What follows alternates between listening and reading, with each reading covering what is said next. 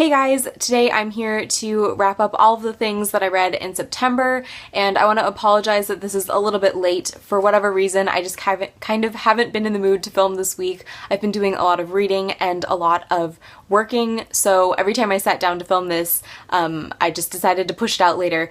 But today we're finally going to get to it, so let's go ahead and get started. Starting off the month of September, I read The Girl Who Kicked the Hornet's Nest by Stieg Larsson, and this is the third and final book in the original Millennium trilogy. I'm not going to talk about plot at all because the events of this book actually take place just hours after the events of the second book, The Girl Who Played with Fire, and I don't want to spoil anything, but I will say that this is probably my second favorite book in the trilogy. I liked the second book just a tad bit more, but this is a fantastic conclusion to a completely epic series that really gripped me and always kept me wanting more. Pretty much right after finishing this book, I wrote a kind of rambly and nonsensical discussion-y post on my blog, so I will link that below. But basically, now that I've had time to kind of sort through my thoughts a little bit, one thing I want to touch on is that this whole universe, or all of these books, are very much focused on how different industries, particularly publishing and law and business, how those all treat women, and particularly the women that are part of those industries. What I think this novel did really, really well for me personally was that it created the fear that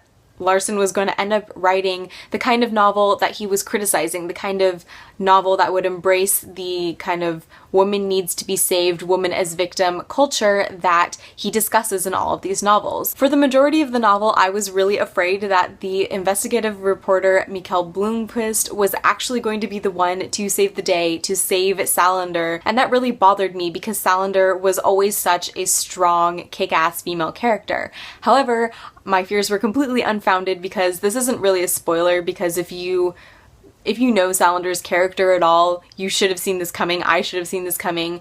Mikael's hands are tied without her particular skills. So I was actually very, very glad with the way this all came together. I thought it was fantastically crafted. There were a few lull moments, and I do think Larsson has a tendency to put in too many characters and want to give all of those characters very extensive backstories that, quite frankly, are probably not necessary to the plot. But all in all, I thought this was a fantastic conclusion, and it makes me really, really sad that this was the last manuscript that Larsson turned in. Hopefully his family will get their shit together and figure out what happened to the rest of his manuscripts and figure out who owns the rights so they can be published. But in the meantime, I hope to pick up The Girl in the Spider's Web by David Lagerkrantz. I believe that's how you pronounce his name.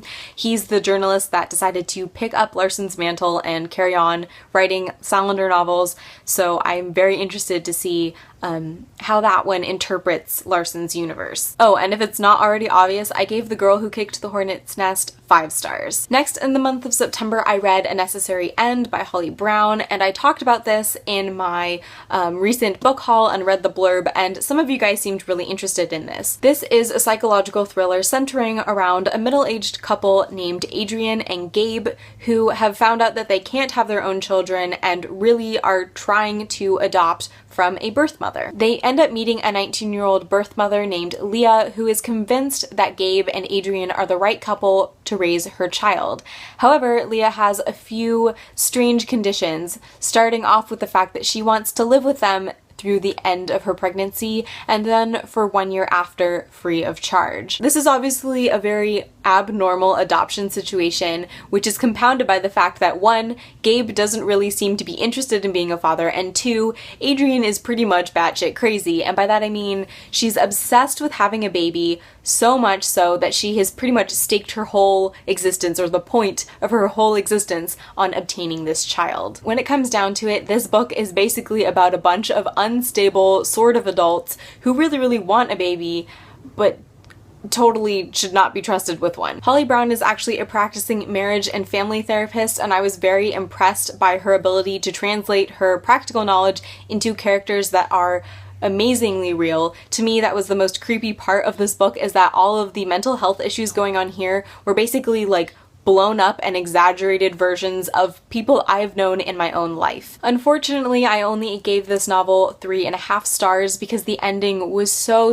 disappointing. It was basically too convenient. It tied everything up in this nice little bow, and it was so unrealistic based on all of the different character issues going on here. Like, the ending was completely improbable. It should not have happened. So I was entirely disappointed, and as you guys know, I take disappointing endings very, very seriously, and so this one only got 3.5 stars. Then the last thing that I read in September was my very first James Bond novel, and that was Casino Royale. Now, this wasn't included in that James Bond omnibus that I hauled earlier in September, but I thought that I should probably go ahead and start with the very first James Bond novel. Like, that made sense to me. So I actually borrowed this one off the Kindle Prime Readers Library, or whatever it's called. I'm not really going to go into this one too much because if you've seen Casino Royale, you've actually pretty much read the book. I was really astonished at how true to the original Ian Fleming plot the movie version was. Obviously there were some liberties taken, but pretty much the basic plot was taken exactly from the book. If you've never read a James Bond novel and you're looking to get into the series, just be aware of the social and historical context in which these novels were written, because there are definitely a few very shocking comments about women and about people of other races that I was not quite ready for, but then I had to remind myself to kind of just erase all of the progress that we've made in the world since 1960, and you're basically in the social mindset that Ian Fleming was trying to portray. There were, however, a few moments in the novel where I had to kind of just stop and say to myself, wow, that was a really beautifully written and really hard-hitting statement about life and the world post-World War II and in the middle of this kind of arms race communist craze. So while there are definitely some problematic moments in Casino Royale, I ended up giving it 4 stars because it was exactly what I was looking for. It was a fun, flashy James Bond story, and there were some unexpectedly deep moments as well. So that is what I managed to read in its entirety in September, and to just quickly touch on what I am currently reading, I'm still in the middle of Teach Us to Outgrow Our Madness and The Two Towers, though I did actually make some progress on this in September, go me. But the book that I'm actively reading right now is The Girls of Atomic City by Denise Kiernan. This is a nonfiction book about Oak Ridge, Tennessee, which was a small town that just kind of popped up suddenly in the middle of World War II, where they were manufacturing atomic weapons. This is pretty much nonfiction exactly as I like it. It's told kind of like a social history from the perspective of several different women that moved to Oak Ridge as young women, told that they were going to be helping with the war effort. What I'm actually really enjoying about this is that there are chapters about these girls' experiences in Oak Ridge, interspersed with chapters about female scientists who contributed to nuclear technology and nuclear science. And it's just kind of cool because this is definitely a history, or a version of history, that we don't get in school. So those were all of the books that I read in September and all of the books that I'm currently reading. This is probably going to be one of the last wrap-ups uploaded for the month of September, so thank you guys so much for watching. I hope you are having a fantastic day, and I will see you next time. Bye!